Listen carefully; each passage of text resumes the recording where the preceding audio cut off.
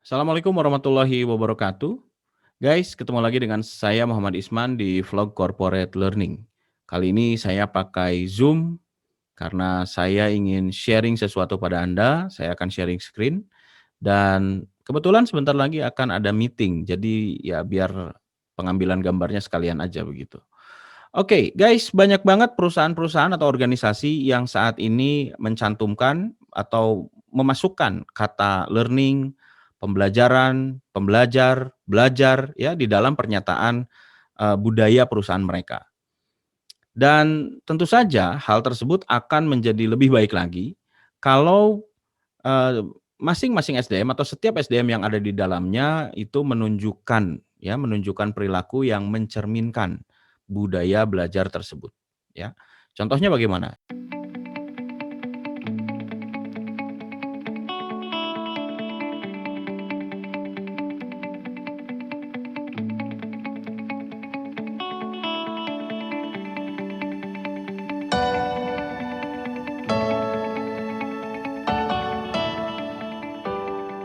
Contohnya misalnya, ketika ada satu orang pegawai yang merasa dirinya tidak mampu melakukan pekerjaan karena dia belum pernah mempelajari sesuatu atau belum pernah, eee, mengikuti pelatihan tentang yang relevan dengan pekerjaannya tersebut. Dia akan secara sadar diri menganalisa, ya, mengidentifikasi kebutuhannya apa, program apa yang harus saya ikuti, dan kemudian dia mengusulkan kepada atasan atau kepada bagian SDM atau bagian learning, ya, bahwa saya sebagai pegawai butuh, pembelajaran A, B, C, gitu. Dia tidak akan menunggu hasil evaluasi, eee, bulanan misalnya, tidak akan menunggu hasil asesmen, ya, tapi secara sadar akan mengkonfirmasikan kebutuhan tersebut kepada orang-orang, eee, yang berkepentingan, ya, misalkan kepada atasan atau kepada bagian, SDM, begitu. Nah, demikian juga dengan atasan. Seorang atasan yang baik tidak akan membiarkan SDM-nya bekerja begitu saja, ya. Mentang-mentang SDM-nya dinilai sudah mulai kompeten, sudah pernah lulus, pelatihan apa begitu, sudah pernah mengikuti pendidikan apa, lalu dibiarkanlah bekerja, tanpa pengawasan, ya. Tentu saja atasan yang baik juga akan, memperhatikan, ya, orang ini kompetensinya sejauh mana, apakah diberi challenge itu akan terus bisa mengikuti, atau untuk tugas-tugas baru atau challenge-challenge yang baru itu harus diisi oleh pembelajaran apa saja ya, sehingga dia bisa mengikuti begitu, dan sebagainya ya. Jadi seorang atasan yang baik dalam konteks pembelajaran ini, budaya pembelajaran ini, maka dia juga akan memperhatikan apa yang terjadi pada timnya, ya, terutama dengan, kebutuhan pembelajaran dan hasil-hasil pembelajaran yang sudah diikuti oleh, timnya. Nah, saya ingin sharing satu kisah ilustrasi sebetulnya, yang barangkali ini, di Indonesia mungkin nggak ada ya perusahaan seperti ini, atau ada, ya satu atau 2 mungkin ya, bisa dihitung jari mungkin ada perusahaan yang, culture-nya sampai seperti ini. Cuma, kurang lebih ilustrasi ini memberikan informasi, memberikan gambaran pada kita semua, bahwa seperti inilah jadinya kalau suatu, budaya ya yang bernama learning tadi, itu diimplementasikan dan diterapkan secara baik ya, oleh SDM-SDM yang ada di dalam organisasi tersebut, ya. Oke, kita akan, saksikan, kita akan simak ilustrasi berikut ini. Oke, ini ceritanya di perusahaan XYZ gitu ya. Alkisah, terdapatlah seorang pegawai yang menilai dirinya sendiri secara sadar bahwa dia memiliki, kekurangan ya dalam mengerjakan tugas sehingga hasilnya tidak maksimal. Dan setelah dia nilai ternyata dia menyimpulkan ya bahwa dia memerlukan satu pembelajaran tertentu, satu program pelatihan tertentu supaya kompetensinya bisa meningkat. Lalu laporlah dia kepada atasannya ya menyatakan bahwa saya perlu pelatihan ini. Nah, atasannya juga menerapkan budaya pembelajaran tadi ya, jadi dia concern sekali dengan anggota timnya ya, apabila anggota timnya memiliki, kebutuhan-kebutuhan belajar. Singkat cerita, diizinkanlah, pegawai ini ya, anggota timnya tersebut untuk mengikuti program pelatihan tersebut ya. Nah, lalu yang terjadi adalah setelah pelatihan selesai, mulailah atasannya ini kepo ceritanya ya, mulai bertanya-tanya ya. Ini kita bisa kaitkan dengan, evaluasi 4 levelnya Kirkpatrick sebenarnya ya. Jadi, kita bisa bisa cari korelasinya ke situ gitu. Nah, oke, balik lagi. Jadi ceritanya, atasannya ini mulai kepo nih dengan apa yang sudah dipelajari oleh, pegawainya. Nah, training dari jam 8 sampai jam 4 seperti biasa ya, lalu jam 5 si atasannya ini mulai nelpon. Oke, dia nanya gini nanyanya begini, "Gimana tadi trainingnya? Sesuai? Kamu happy?" Oh ya, dan tentu saja, si pegawai ini menjawab, "Oh bagus Pak, sesuai dengan kebutuhan saya. Saya juga puas Pak." Ya artinya kita bisa tahu kalau jawaban peserta training atau si pegawai ini yang mengikuti training tersebut jawabannya bagus, sesuai kebutuhan dan puas, itu artinya evaluasi level satunya bagus ya. Nah, lalu atasannya tersebut kembali, berkomentar ya, kembali memberikan balasannya, "Oke, 2 hari lagi kamu presentasi ya di ruangan saya." Wah, ya jadi itu kejadian 1 jam kurang lebih setelah training. Atasannya itu langsung nelfon si, pegawai yang mengikuti pelatihan tersebut. Lalu 2 hari setelah training ini yang terjadi, ya, dia kan diharuskan untuk ketemu di ruangan atasan tersebut ya, lalu, rencananya akan mempresentasikan. Lalu atasannya bertanya atau berkata ya, "Kamu bilang kan trainingnya sesuai dan kamu happy." Nah, which is dia secara level 1 itu bagus ya. Berarti kamu bisa dong menjelaskan ke saya training itu materinya apa? Silakan presentasikan. Nah, ini kita bisa lihat relevansinya antara evaluasi level 1 dengan level 2. Ini asumsi si atasan ya, kalau kamu ngerasa happy, ngerasa bagus, ngerasa puas dengan pelatihan tersebut ya, itu level satunya bagus, berarti kamu bisa dong, apa, menjelaskan kepada saya materi trainingnya ya. Artinya kurang lebih pernyataan tersebut artinya begini, kalau kamu merasa belajar di sana itu enak, bagus, sesuai gitu ya, berarti kamu paham dong apa yang dipelajari ya. Jadi kalau dia ngerasa dirinya bisa belajar dengan baik, maka seharusnya dia bisa belajar dengan baik dan buktinya adalah dengan menjelaskan apa yang sudah dia pelajari itu. Oke, ini kaitan level 1 sama level 2 ya. "Baik Pak, mumpung masih hangat materinya, jadi begini." Wah, jadi ceritalah dia panjang lebar tentang materi yang sudah dia dapat di dalam pelatihan tersebut. Lalu si atasan berkomentar setelah dia selesai presentasi, "Wah, kamu menguasai ya? Saya beri skor 90 deh." Nah, ini evaluasi level 2 nih ya, masih level 2 nih, tapi dari sudut pandangnya atasan ya. "Oke, terima kasih Pak. Terus langkah kamu berikutnya apa dengan hasil training ini?" Ini pertanyaan dari atasan. Lalu si pegawai ini dia menjawab, "Saya akan membuat beberapa perbaikan Pak, mulai dari diri saya sendiri, lalu saya tularkan ke teman-teman saya. Kasih saya waktu 3 bulan untuk menunjukkan perubahan Pak."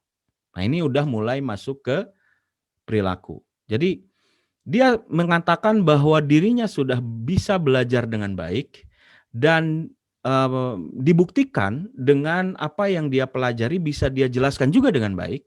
Lalu sekarang levelnya naik ke implementasi ya. Jadi dia sudah bisa belajar dengan baik, mengerti apa yang dipelajari, sekarang dia mau menerapkan. Dan penerapan itu nanti akhirnya akan menjadi perubahan ya, akan terjadi perubahan berdasarkan hasil penerapan itu. Atasannya berkomentar, "Wah, kamu pede sekali. 3 bulan bisa ada yang berubah ya?" Wah, ini pertanyaan agak apa istilahnya itu, seperti dalam coaching ya, memprovokasi begitu. "Bisa Pak, itu komitmen saya." Wah, jadi ini jangan lupa ya kalau dalam evaluasi pembelajaran itu suka ada komitmen, ya. Jadi bukan hanya KSA ya, tapi ada komitmen dan satu lagi, saya lupa. Knowledge, skill, attitude, commitment, and apa gitu, KSACC harusnya itu ya. Oke Pak, itu adalah komitmen saya. Nah ini kata si pegawainya. Oke, setiap bulan selama 3 bulan kita akan diskusi seperti ini tentang rencana perubahanmu. Nah itu jawaban si atasan. Jadi dia sepertinya akan ngunci tuh dengan evaluasi rutin atau monitoring ya selama 3 bulan itu. Siap katanya. Nah lalu sekarang 3 bulan setelah training.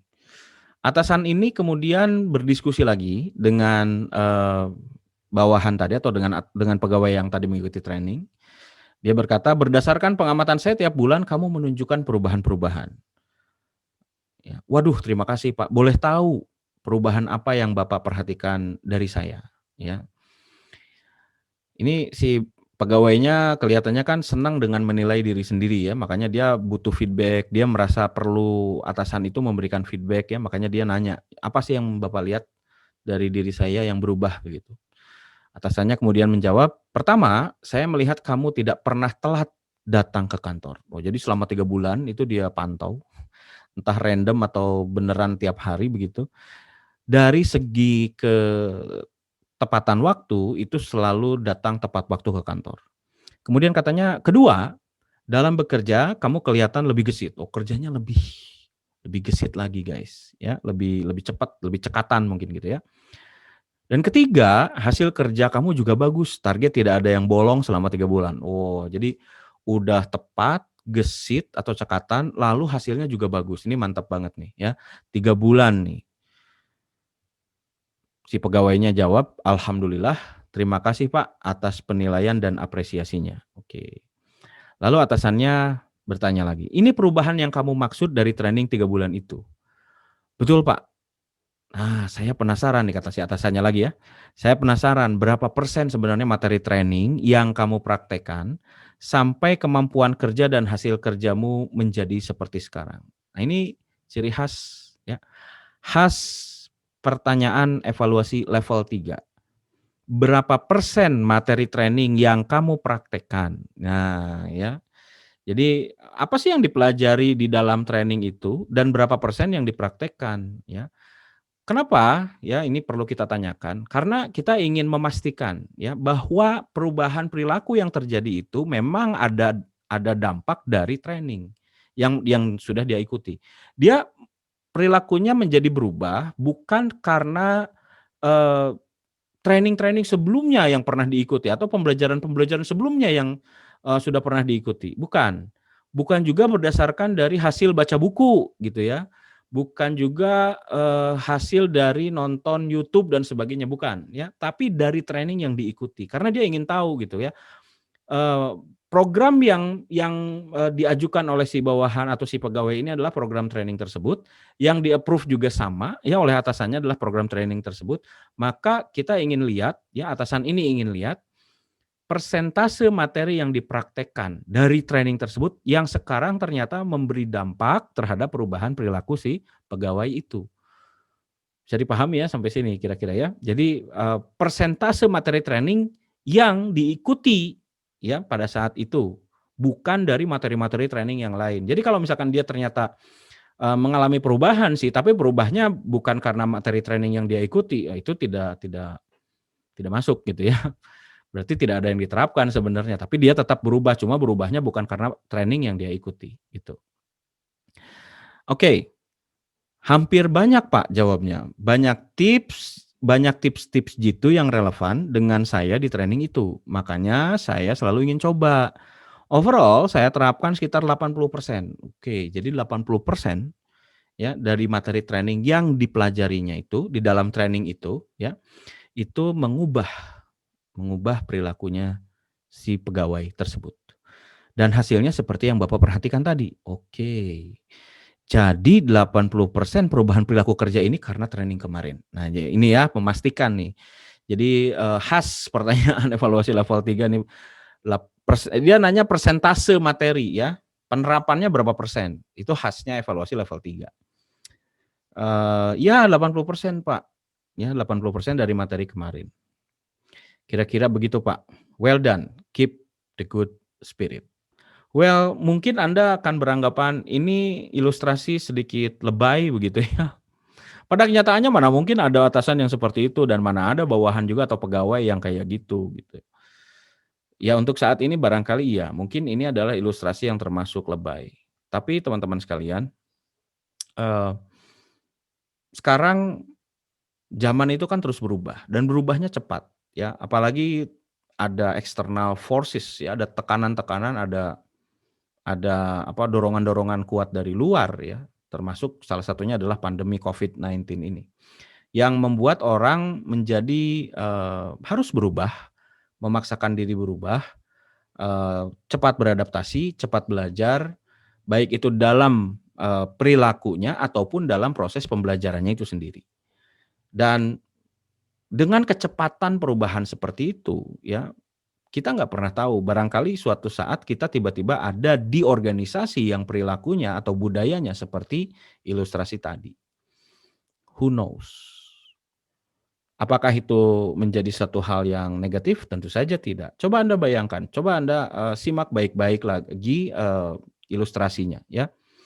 Kalau satu organisasi punya budaya yang seperti itu, SDM-nya memiliki, kepedulian terhadap, eee, people development ya, terhadap proses pengembangan orang-orang yang ada di sana, termasuk untuk dirinya sendiri, itu kan sangat baik ya. Perusahaan juga punya banyak talent ya, punya banyak idea begitu untuk berinovasi, orang-orangnya juga berkembang terus, kita nggak pernah, ketakutan gitu untuk kehilangan orang yang kompeten ya, karena orangnya kan terus berkembang dan tumbuh. Someday kita akan sampai di sana. Inilah yang kita sebut sebagai learning organization. Saya Muhammad Isman, kita jumpa lagi di vlog corporate learning berikutnya.